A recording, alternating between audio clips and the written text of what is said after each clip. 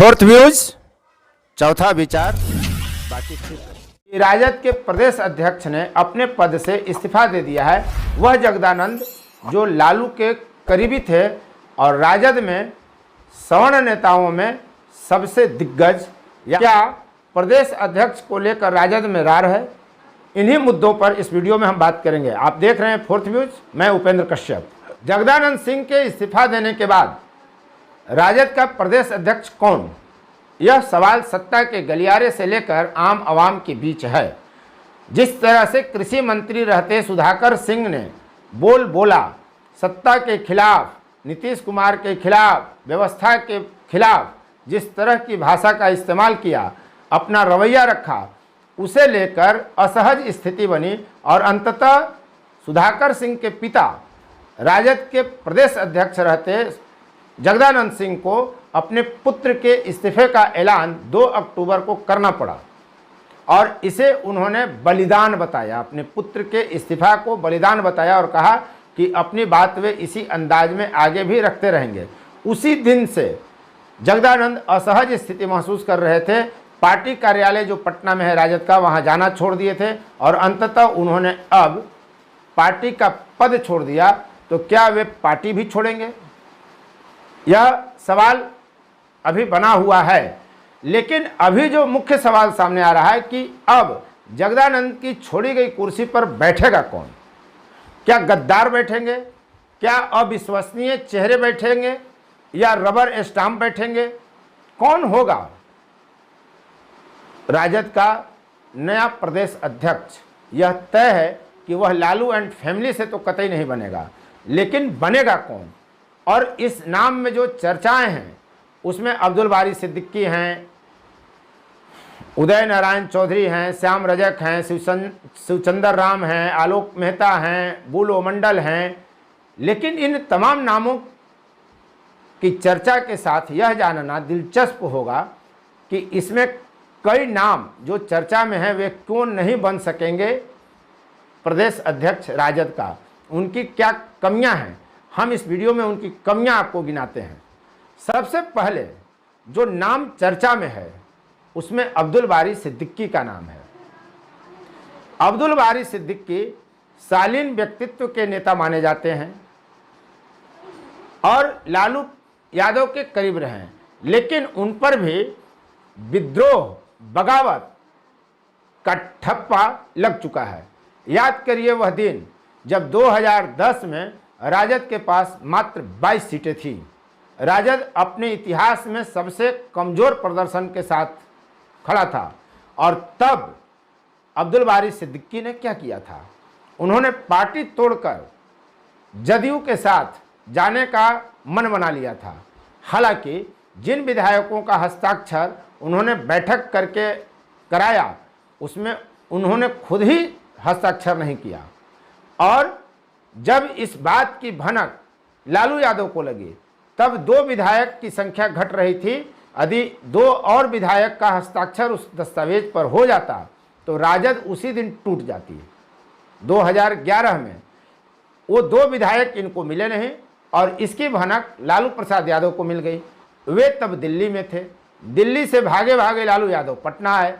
पटना आने के बाद जब वो अपने घर पर गए, आवास पर गए, तब भी अब्दुल बारी सिद्दीकी लालू प्रसाद यादव से मिलने उनके घर नहीं गए। अंत में लालू प्रसाद यादव ने अपने नेताओं को, कार्यकर्ताओं को भेजकर उनको अपने घर बुलवाया, अब्दुल बारी सिद्दीकी को, और फिर मामला पैचअप हुआ। मामले को निपटा दिया गया। अब्दुल बारी सिद्दीकी की मंशा पूरी नहीं हुई। हालांकि वह बार बार कहते रहे कि इस पूरे खेल में वो कहीं नहीं थे। यह और बात है कि इसका आरोप तो उन्हीं पर लगा कि वो राजद को तोड़कर जदयू को मजबूत करने के लिए निकले थे। यदि इस आधार को मान लें तो शायद राजद अब्दुल बारी सिद्दीकी में अपना प्रदेश अध्यक्ष नहीं देखेगा। लेकिन एक प्लस पॉइंट जो अब्दुल बारी सिद्दीकी का है कि वो शालीन हैं और उस घटना के अलावा इनके साथ कोई भी राजद विरोध की घटना या बात चस्पा नहीं है। यदि उस घटना को राजद, लालू फैमिली भुला जाता है और उनके शालीन व्यक्तित्व को प्राथमिकता मिलती है तो अब्दुल बारी सिद्दीकी हो सकता है कि राजद के प्रदेश अध्यक्ष बना दिए जाएं।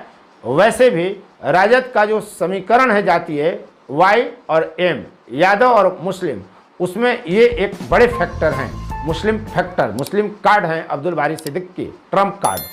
तो मुसलमानों को और संतुष्ट करने के लिए राजद अब्दुल बारी सिद्दीकी को भी प्रदेश अध्यक्ष बना सकता है। अब हम बात करते हैं उदय नारायण चौधरी का। 2 बार बिहार विधानसभा के वे अध्यक्ष रहे हैं। किनकी कृपा से? नीतीश कुमार की कृपा से। लेकिन उदय नारायण चौधरी के साथ यह बात जुड़ी हुई है कि न तो वे नीतीश कुमार के हुए और न लालू प्रसाद यादव के हो सकते हैं। वे 2 बार बिहार विधानसभा के अध्यक्ष रहे, जदयू के भी करीब रहे, राजद के भी करीब रहे, लेकिन इधर वे लगातार कमजोर बनते चले गए। 2 बार वे चुनाव हार चुके हैं। तो ऐसे में नीतीश के भी करीबी को क्या लालू अपना करीबी मानते हुए, जानते हुए प्रदेश अध्यक्ष की कमान सौंपेंगे? उदय नारायण चौधरी अनुसूचित जाति के चेहरे हैं, लेकिन खुद की इनकी जो जाति है पासी, उनका वोट बैंक इतना नहीं है कि राजद इस वोट बैंक को प्रभावित करने की बहुत कोशिश करेगा। इसके बावजूद यदि अनुसूचित जाति का कार्ड खेलना होगा राजद को, तो इनके नाम पर सहमति बन सकती है। तीसरा नाम श्याम रजक का आ रहा है। श्याम रजक विश्वस्त माने जाते रहे, लेकिन वे भी पार्टी छोड़ के जदयू में गए और जदयू से मंत्री भी बने। उनसे नीतीश कुमार का जब नहीं पटा तो फिर राजद में शामिल हो गए, और जब राजद में शामिल हुए तो दिल्ली खुला अधिवेशन में क्या हुआ आप जानते ही हैं। तेज प्रताप यादव ने खुलेआम आरोप लगाया कि श्याम रजक ने उन्हें बहन की गाली दी, उनको अपमानित किया। अब श्याम रजक ने कहा कि दलितों को हर जगह अपमानित होना पड़ता है, हम राजद में हैं, हमारे नेता लालू प्रसाद यादव हैं, कहेंगे चाहेंगे तो पार्टी में रहेंगे, वरना पार्टी से बाहर चले जाएंगे। अब ऐसे बिगड़े माहौल में क्या श्याम रजक को पार्टी का प्रदेश अध्यक्ष बनाने का साहस तेजस्वी यादव या लालू प्रसाद यादव करेंगे? यह सवाल तो है। श्याम रजक भी विश्वसनीय नहीं है। ऐसे में एक नाम और आगे आता है। हालांकि श्याम रजक के साथ भी एक समस्या है जो उदय नारायण चौधरी के साथ समस्या है कि श्याम रजक की जो अपनी जाति है धोबी की, वह भी वोट बैंक इतना बड़ा नहीं है कि उसको प्रभावित करने के लिए तेज प्रताप यादव को नाराज करने का जोखिम तेजस्वी यादव लें। इसलिए कि किसी परिस्थिति में अब जो नई स्थिति बनी है, तेज प्रताप यादव श्याम रजक को राजद का प्रदेश अध्यक्ष तो स्वीकार नहीं ही करेंगे। ऐसे में इनकी भी संभावनाएं कम हैं। बहुत जोखिम में यदि तेजस्वी लेंगे तो बात अलग है। अब हम बात करते हैं आलोक मेहता का।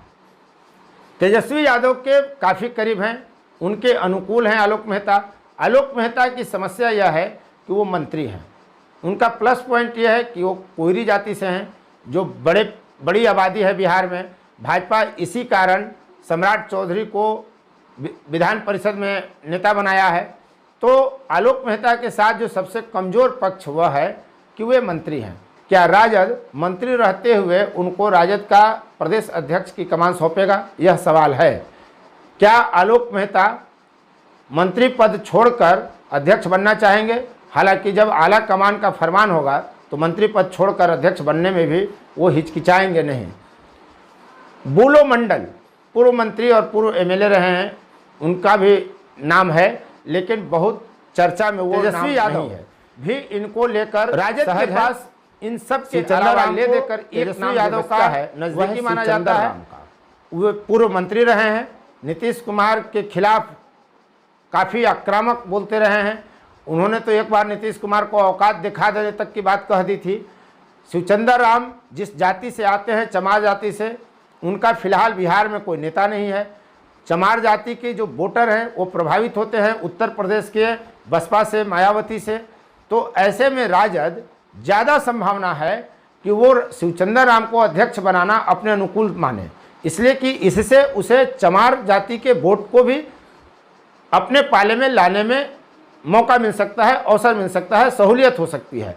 क्योंकि बिहार में जो अनुसूचित जाति है 15-16%, उसमें सबसे अधिक जाति अगर किसी की है तो वो चमार जाति की संख्या है।